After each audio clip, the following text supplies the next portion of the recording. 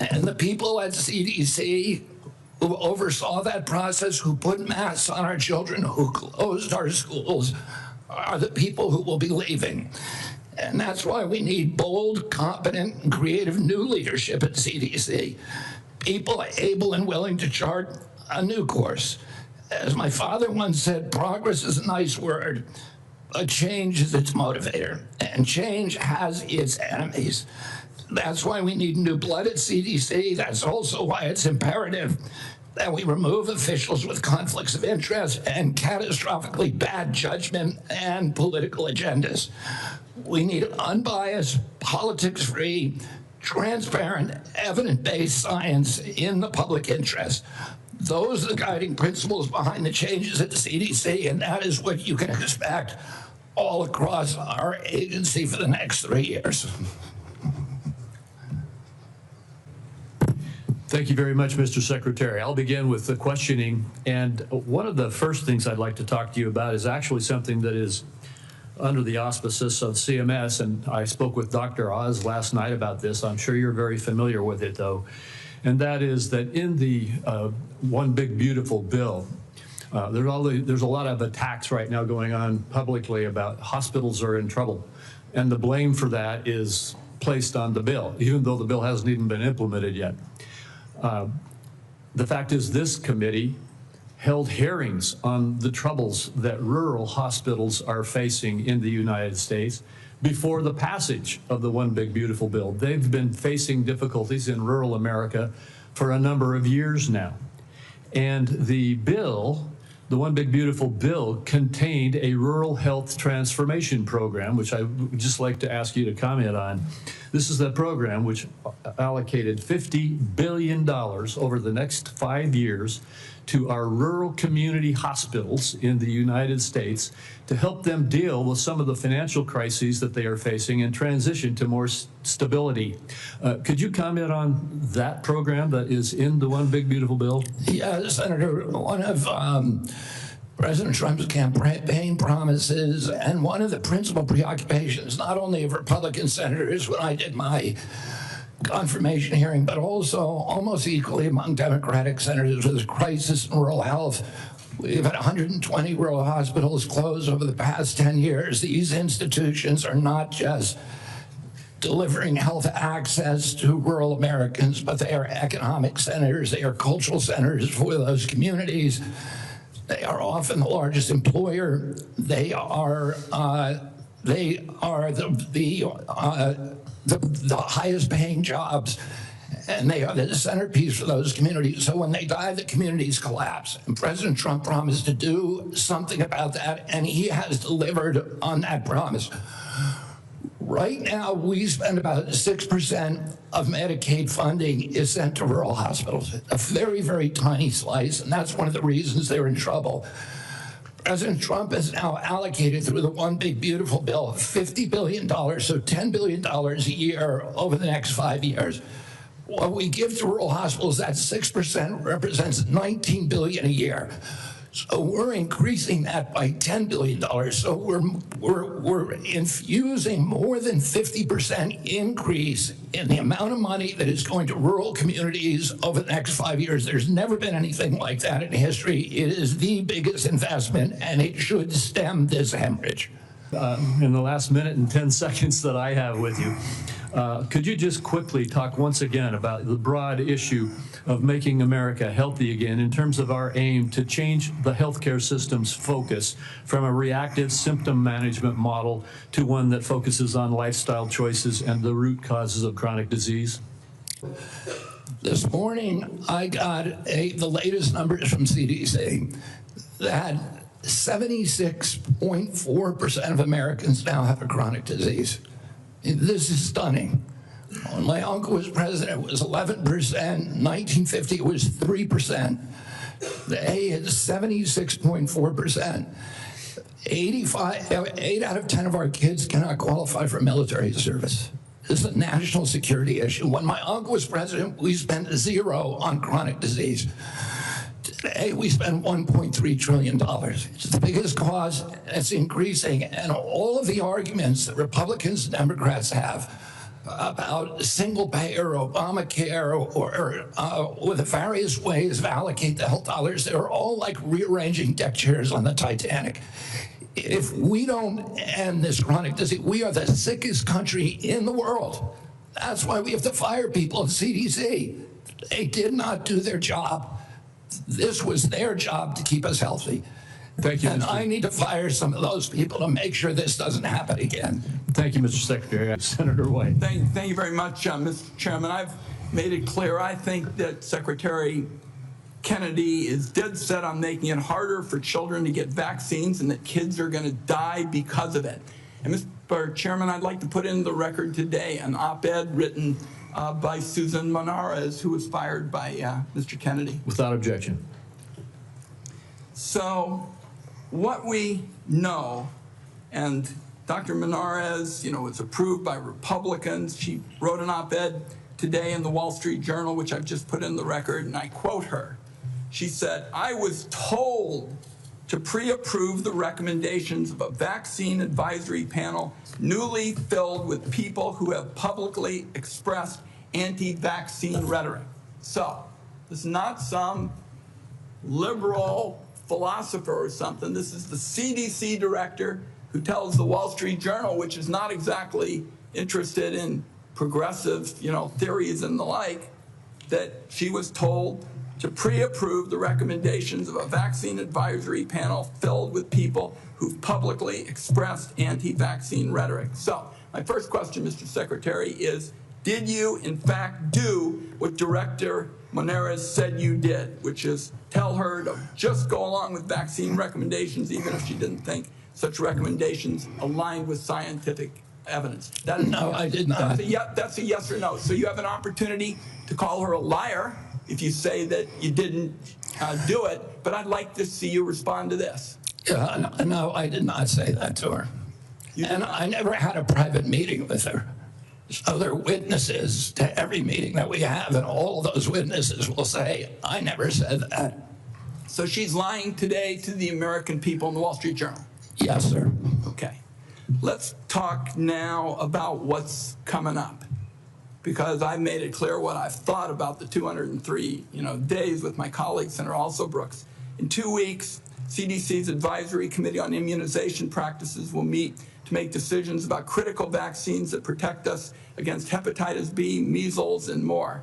The committee's got a profound impact on vaccine access, but these aren't ordinary meetings. You've stacked the deck to ensure the panel bends to your views. In June, you fired all 17 committee members who are respected scientists and doctors. You replaced them with non-experts, vaccine skeptics, and conspiracy theorists. As a result, this critical advisory panel has lost scientific credibility. After years, colleagues, we spend so much time not looking at this as Democrats and Republicans, but it's good science and scientific credibility. And now the American Academy of Pediatrics has warned that the committee is being politicized at the expense of children's health. American Academy of Pediatrics, you think they're lying too? I think the American Academy of Pediatrics is gravely conflicted. They get, their biggest contributors are the 4 largest vaccine makers. They run a journal, Pediatrics, which they make a lot of money on, that is completely dependent on pharmaceutical companies. So I wouldn't put a big stake in what they say that benefits pharmaceutical interests. Senator, I didn't politicize ACIP, I depoliticized it. The Congress has been investigating ACIP. All over the country, Mr. Secretary, scientists and doctors are saying otherwise. They're all wrong too. They're all lying, according to you. The scientists and doctors are supporting me all over the country. There is division on opinion. I don't get letters from thousands of people who are not political saying that this set of changes is going to damage American healthcare, and particularly these healthcare agencies, for decades to come. I don't get any letters from people saying, hey, this is going to make a big difference forever. Yeah, maybe you're listening to a selective group of people. Well, you get me. Yeah, and I will. Fine. I will tell you what, Senator. I will put my mailbag against your mailbag any day of the week. I got 30 seconds. dangerous respiratory viruses like RSV are on the agenda for the next advisory meeting. Countless parents have been awakened in the dead of night by a wheezing kid gasping for air, forced to rush their little one to the ER. There's no worse heart-wrenching fear. The RSV vaccine offers these kids protection against the worst effects of the virus. But now it looks like you're on a crusade to make infants and babies more vulnerable to the terrible illness. That's what we're doing with the COVID changes. And please make your answer brief, Mr. Secretary. I've said that The position is indefensible. I think it's possible. Congress has been investigating that committee for 23 years because it is pervaded with conflicts of interest. What we did is we got rid of the conflicts of interest and we depoliticized it and put great scientists on it from a very diverse group. Let me close with very pro-vaccine. Let me close with this because, like Senator Crapo, I'm a few seconds over. I don't think, Mr. Secretary, this is about you and me. This is about kids being pushed in harm's way by reckless and repeated decisions to get scientists and doctors out of the way and allow conspiracy theories to dictate this country's health policy.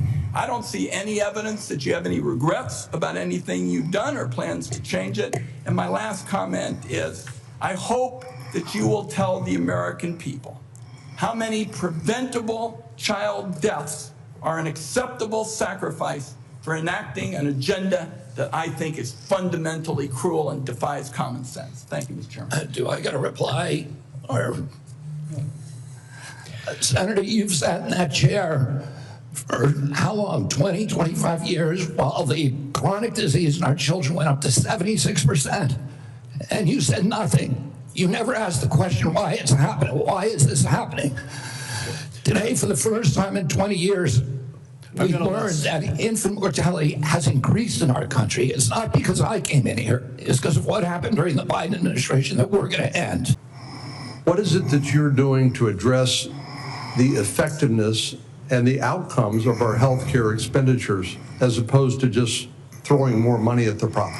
Yeah, I mean, throwing money at the problem does not work. We spend 2 to 3 times per capita what European nations spend on healthcare, and we have the worst health outcomes. We're 79th in health outcomes globally.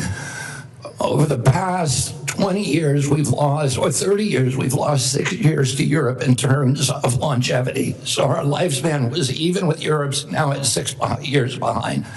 Today, we got new data that showed that infant mortality has increased in this country in 2024.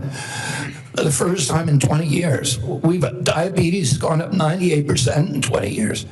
Nobody's doing anything about it. CDC's job was to make sure that this didn't happen. And what we're going to do is reorganize CDC, but also we've already righted the ship at NIH, at FDA, at CMS. And we are going to end the chronic disease epidemic. We are devoting thousands of studies. We're going to devote to identifying the causes, and we're eliminating them. And we're already starting. We're not waiting for everything to come in. We are starting now. We're doing this with food dyes, with grass stands, with dietary guidelines. We're going to get better food and better health to the American public because it's chronic disease that is bankrupting us and destroying our national security. And I have concerns that when you look at some of the conflicts of interest in peer-reviewed articles in professional journals, and when you point out that even some of the physician associations are conflicted because of the money they get from the pharmaceutical industry, are you committed to trying to make sure that we use the best science and separate and eliminate politics as much as possible? That is what my job is. That's what my mission is. Eliminate the politics from science. Thank you. Mr. Secretary, thank you for your attention. In June, you fired every member of the well-qualified panel that was charged with recommending vaccines to the CDC. No one in your job has ever fired every committee member all at once. That month, you told the American people that you were, quote, going to bring great people onto the ASA panel, not anti-vaxxers. Are you aware that one of the people you put on the panel, Dr. Robert Malone, claimed that the commonly used mRNA vaccine, quote, causes a form of AIDS and can damage children's, quote, brains, their heart, their immune system, and their ability to have children in the future. Yes or no, Mr. Kennedy?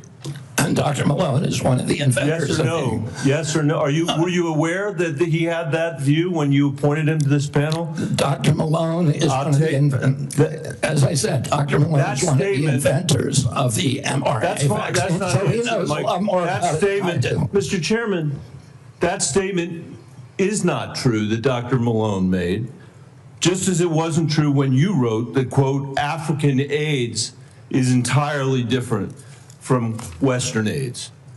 Are you aware that another one of these new members, Dr. Levy, wrote that, quote, evidence is mounting and indisputable that mRNA vaccines cause serious harm, including death, especially among young people? Yes or no? Are you aware that he said that? I wasn't aware he said it, but I think I agree with it. You agree with it? It's not true. It wasn't true when he said it, and it's not true when you said it. Secretary Kennedy, later this month, your new panel will meet to consider changing vaccine recommendations for American children.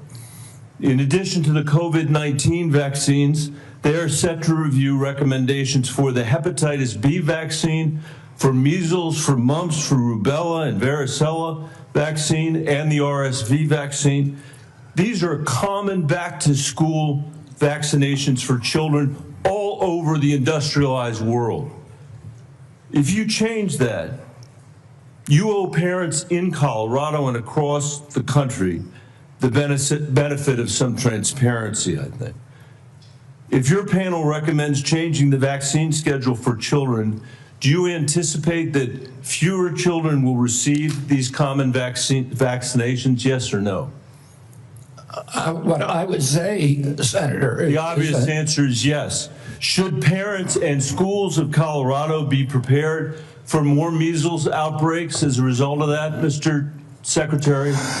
Senator, how about more mumps outbreaks? I do not anticipate a change in the MMR vaccine. ACIP is an independent panel, so well, it's a panel you just put those folks on. Far from what you said, they're people with ideas that are completely outside the mainstream. You mean out of the pharmaceutical paradigm? Let me just say, Mr. Secretary, all these vaccines that we're talking about today are free and accessible to parents today in America who have the freedom to be able to make that choice for their children. Will that be true after your handpicked panel makes their judgments about these vaccines? I think that parents should be free to... I know you said that before. I do too. To make their own choices. So will they be just as free after these vaccines? I assume they will be.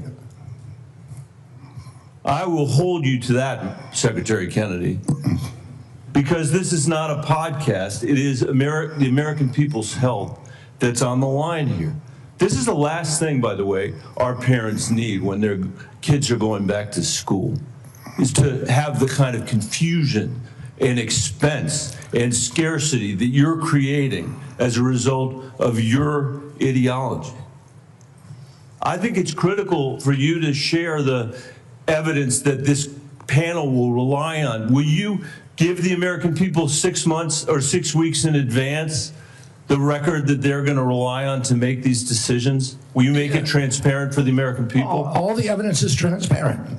Will you make it in advance transparent for the American people so they can comment on it? All the evidence is transparent for the first time in history, and you were never there complaining when the pharmaceutical companies were picking those people and then running their products through with no safety testing. You can characterize it any way you want. I quoted them today. What I said was accurate. What you said were lies. You described people Senator, moving the Titanic. Are you saying that the mRNA vaccine has never been associated with myocarditis or pericarditis in teenagers? I am simply. Is that what you're trying to tell us? I am simply trying to say that the people that you have put on that panel, after firing the entire. You're evading the question.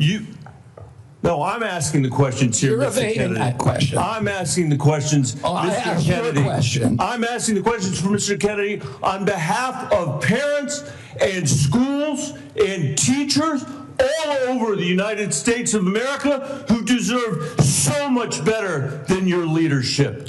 That's what this conversation is about, Mr. Chairman. Senator, they deserve the truth, and that's what we're going to give them for the first time in the history of that agency.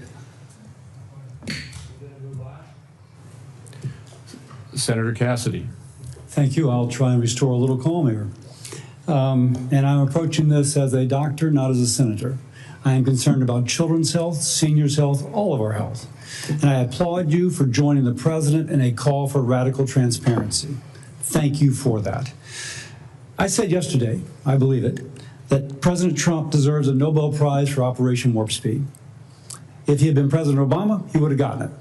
But because of Operation Warp Speed, forcing the federal government to come to a vaccine development within 10 months when others said it couldn't be done, we saved millions of lives globally, trillions of dollars, we reopened economies, an incredible accomplishment. Mr. Secretary, do you agree with me that the president deserves a Nobel Prize for Operation Warp Speed? Yeah, absolutely, Senator. That was phenomenal. Let me ask you, but you just told Senator Bennett that the COVID vaccine killed more people than COVID. Wait, that was a statement. I did not say that. Okay, then let me ask, because you also... Senator, I just want to make clear, I did not say that. We'll check the record. That's a question of fact. You also said that you were also, as lead attorney for the Children's Health Defense, you engaged in multiple lawsuits attempting to restrict access to the COVID vaccine. Again, it surprises me that you think so highly of Operation Warp Speed when, as an attorney, you attempted to restrict access. Well, let me ask. I'm happy to explain why.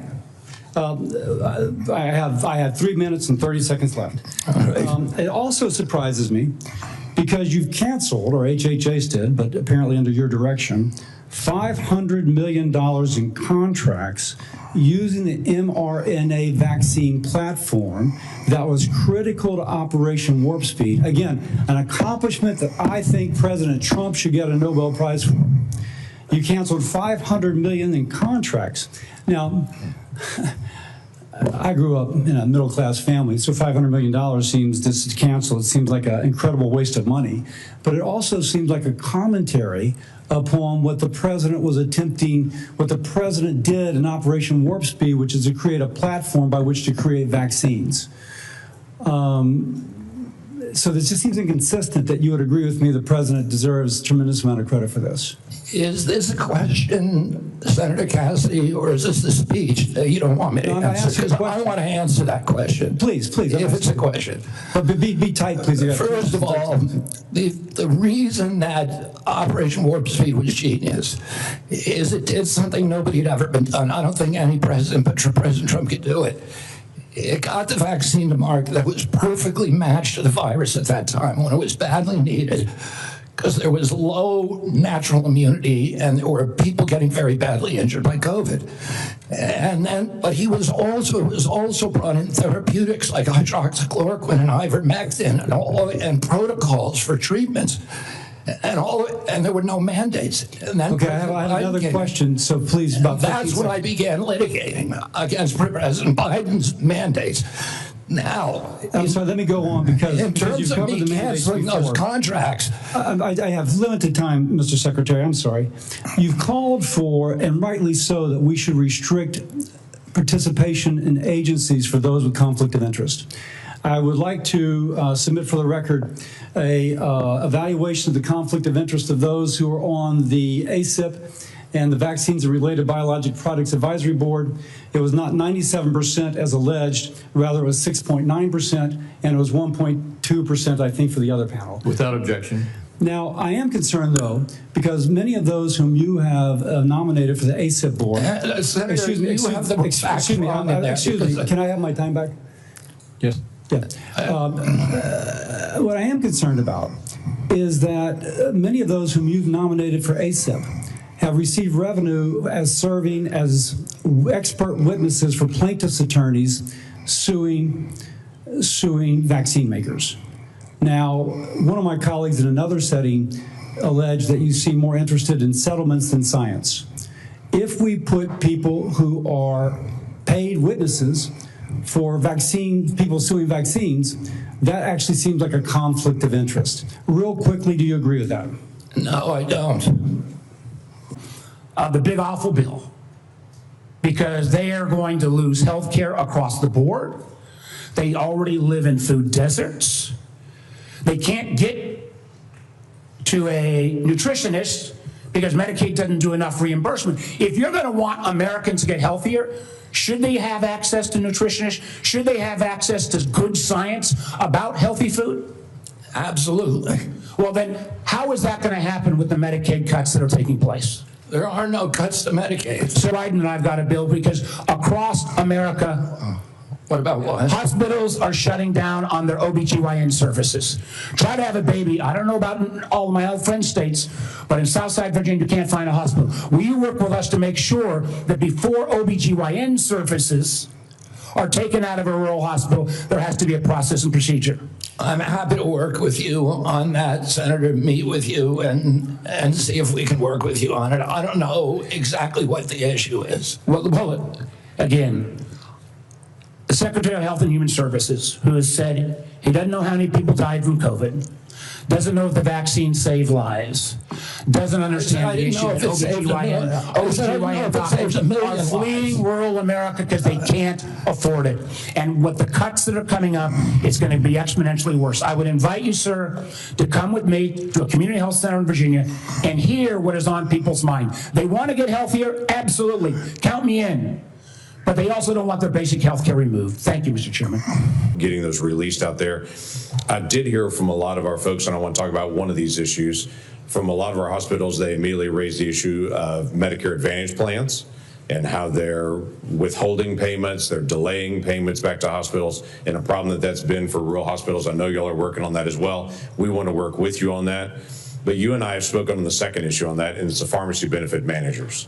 During the confirmation process, it was interesting when you and I met in my office, you said every single senator brought up PBMs to you, and you made the statement during the confirmation process, this is an area that President Trump wants to take on, is the pharmacy benefit managers. This is unfinished business in this committee. But I wanted to just know, what is HHS doing at this point on the PBM issue in particular to make sure we're not driving out rural pharmacies, and what we can do to be able to make sure that's fair? I mean, it's a priority for the president. He talks to me about it, I would say, at least once a week, sometimes at 11 o'clock at night.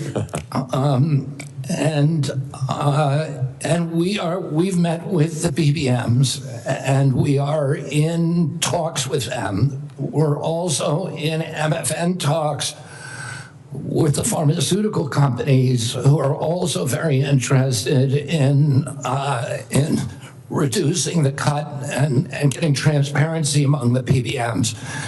And the PBMs have committed to us to transparency, to some protocol that will guarantee transparency. And then the part of the MFN negotiations would include direct-to-consumer marketing, which would eliminate the middleman. So I think we're doing a lot on PBMs. Okay, that'd be very helpful to be able to see. It'd be very helpful for consumers across the country on this. You and I spoke as well, and you've made public statements on this, and the FDA commissioners made public statements on the issue of reviewing the safety issues of mifepristone. Your comments early on were every drug needs to be treated the same, needs to look at the same, and not have political biases, and how things are actually examined. There were a lot of changes on the allocation of mifepristone for elective abortions under the Biden administration. It's now open to anyone without a prescription on it. You don't have to go through a doctor on it. There's all kinds of issues that are happening now on it. So the question was, you said that there would be a review on that just to be able to look at it, make sure we're following all safety protocols. Do you know a timing on that review? I can't give you the exact timing. I talked to Marty McCary about it yesterday, and he said it is progressing apace. We're getting data in all the time, new data that we're reviewing. And we know that during the Biden administration, they actually twisted the data. to bury one of the safety signals with a very high safety signal, around 11%. So we're going to make sure that that doesn't happen anymore. We're producing honest science and gold standard science on that. I'll keep you abreast of where we are. Thanks. So, Mr. Secretary, was Operation Warp Speed a monumental national achievement, as President Trump said? For the reason that I already said, and I assume you won't let me repeat, but I'm happy to if you want, yes, it was. Good. Assuming it is a monumental achievement, you've said it was, is it true that, as President Trump has said, he saved millions of American lives with the COVID-19 vaccine? Because you've just expressed great confusion about that to Senator Warner. The only confusion I express is exactly how many lives were saved. I don't think anybody knows that because of the data chaos. So multiple studies have shown that the vaccine reduced infections and severe diseases and saved at least 3 million lives in the United States and millions more abroad in the first 2 years of the pandemic. It's possible those are modeling studies. I will also note, just as you've been talking about data and concern about it, the process for COVID vaccine approval was public, it was live streamed, and it was out in the open. Manufacturers and experts have publicly submitted data analysis, and when the FDA has asked for more, they've submitted more. They've done that for years, and the evidence is clear and supports what President Trump has said. The vaccine works, and it has saved millions of lives. Your own process, on the other hand, has not been transparent. You repeatedly choose to ignore data because it doesn't match your preconceived notions and lies. So you have said that the vaccine did save lives. You've said it was a monumental achievement. And given that, if you agree with President Trump that the vaccine saved millions of lives, why have you acted behind closed doors to overrule scientists and limit the freedom of parents to choose the COVID vaccine for their children? Why have you done that? For the COVID vaccine, I was removed by FDA because there was the industry. No, it was behind closed doors. No, it's not and scientists who said they wanted to brief you on the science, scientists who wanted to understand why the FDA, why you unilaterally changed the parameters for giving vaccines, making it possible now, to Senator Cassidy's colleagues' points, that they're going to have to go off-label. This is crazy talk. You're just making stuff up. To prescribe a vaccine for children. I'm not making things up. Do you know how the FDA approval process works and what happens when it's, I know exactly. What an off-label? Do you know what an off-label prescription is? I know exactly how it works. I know exactly how it works. So why behind closed doors? It's not behind closed doors. The industry makes the studies, and they could not provide a study that said that it is effective for healthy kids. So when have you produced the data that you relied on and that this FDA relied on to change those parameters? You did it behind closed doors. No, the data is all public. Now parents who decide that they do want their children to have You're just COVID making vaccine, stuff up, Senator. I'm not You're making just stuff making stuff up. You know, sometimes when you make an accusation, it's kind of a confession, Mr. Kennedy. So let's just settle with this. So here's what's going to happen. To Senator Warner's point, to the parents who are concerned all around the country, to people who want to get the COVID vaccine this fall, even if they're under 65, because the boosters have worked, there's been much less serious disease, people do not have the same level of threat and risk from COVID that they used to because of these vaccines. People who want to exercise their freedom of choice are being denied that because you are citing data that you won't produce to the public. You're just and you are rejecting You're making things up to scare people, and it's a lie. With respect, I do not think I'm the one making things. You are lying right now, Senator. Americans don't know who to rely on. You know, recent polls said 89% of voters, 81% of Trump voters agree vaccine recommendations should come from trained physicians, scientists, public health experts. So, they believe, Senator Marshall, Senator Cassidy, they believe me when it comes to vaccines. If we're going to make America healthy again, we can't allow public health to be undermined. So could you explain what steps you're going to be taking to ensure vaccine guidance is clear, evidence-based, and trustworthy? Yeah, we're going to make it clear, evidence-based, and trustworthy for the first time in history. For most, right now, you know, when I was a kid, I got 3 vaccines, I was fully compliant. Today's children have to get between 69 and 92 vaccines in order to be fully compliant, between maternity and 18 years. Only one of those 19 vaccines, 92 doses, only one of those vaccines has ever been tested against an inert placebo.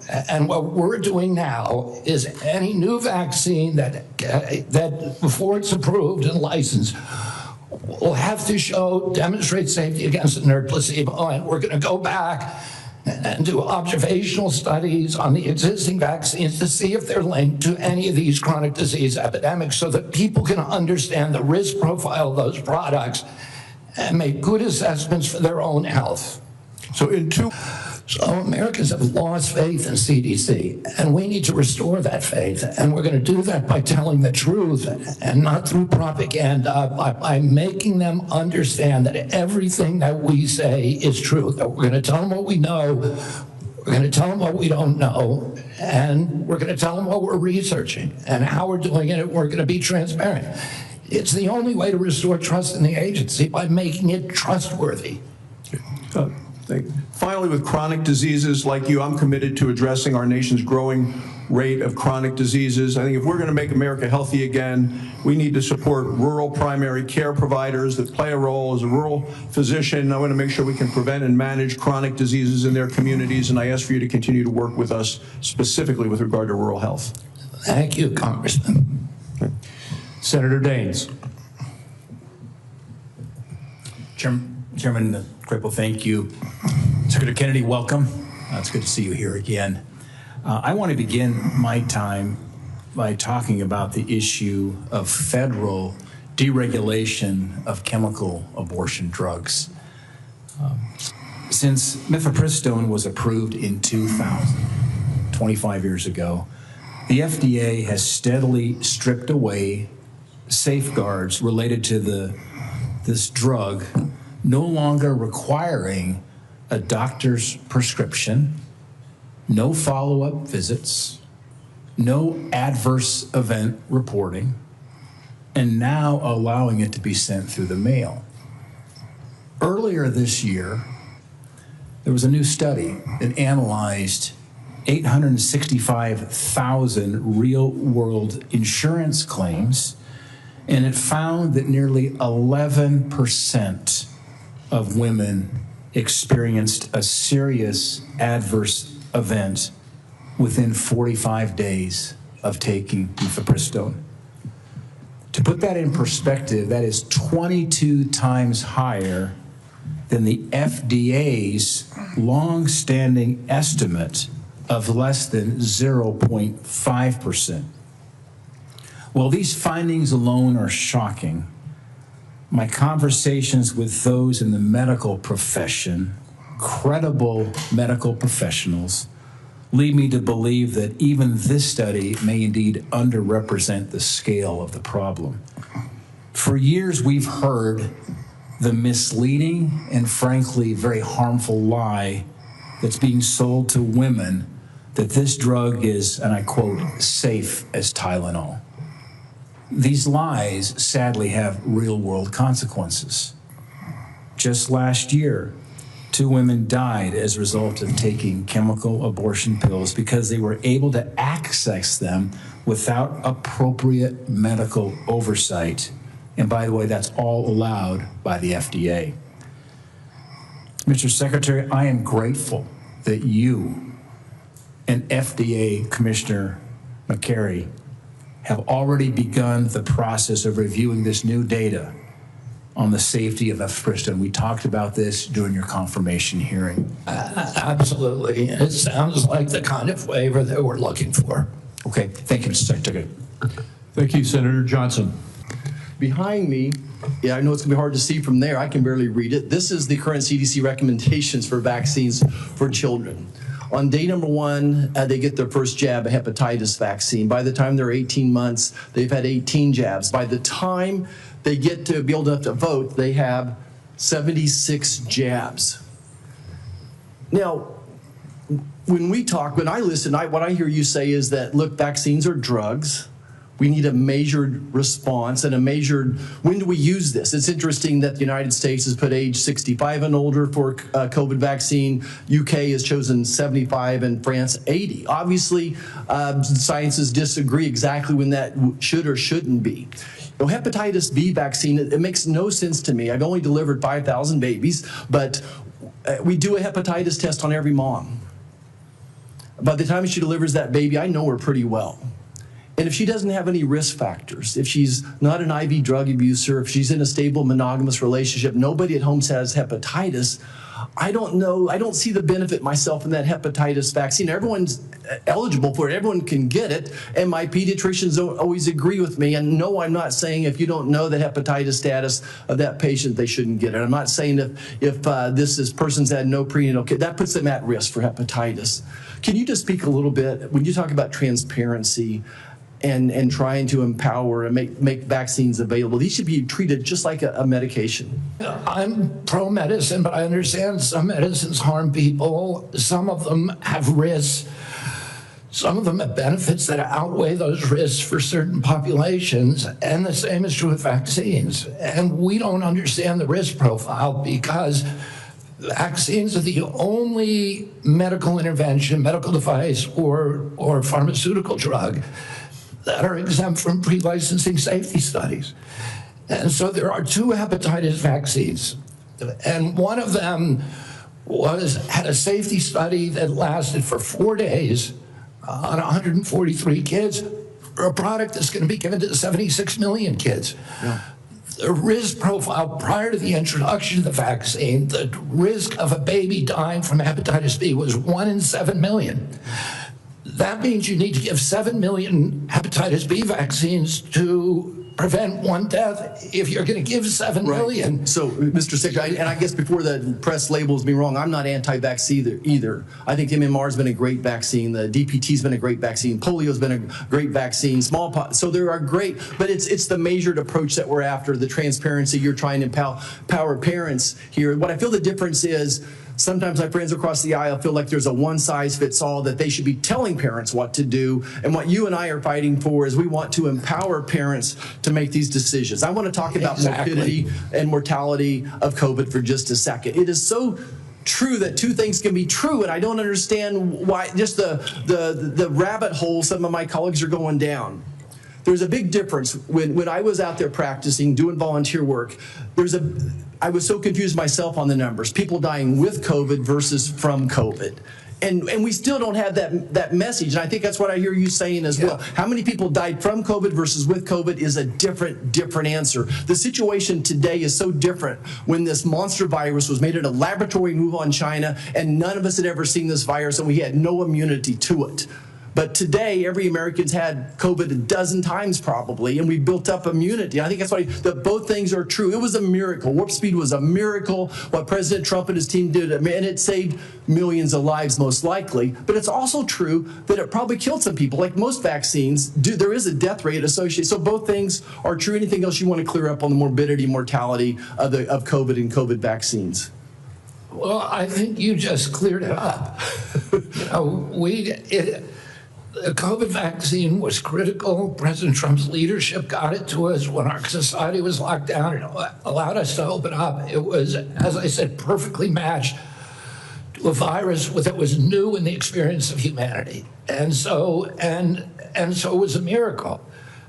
Right now, we're dealing with completely different circumstances, where the virus has mutated, where it's much less dangerous, where there's a lot of natural immunity and herd immunity.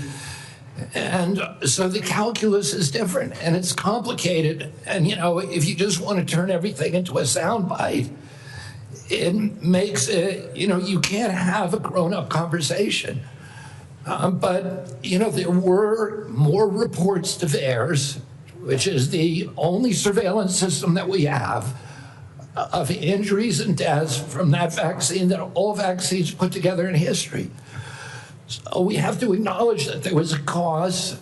We acknowledge that there was a benefit. We can't quantify either one because of the data chaos at CDC. And that's all I'm saying. And they think I'm being evasive because I won't make a kind of a statement that's almost religious in nature. Did it save 1 million lives? Well, there's no data to support that. Or maybe data, you know, there's no study, that there's modeling studies, there's faulty data. I'm not going to sign on to something if I can't do it to a scientific certainty.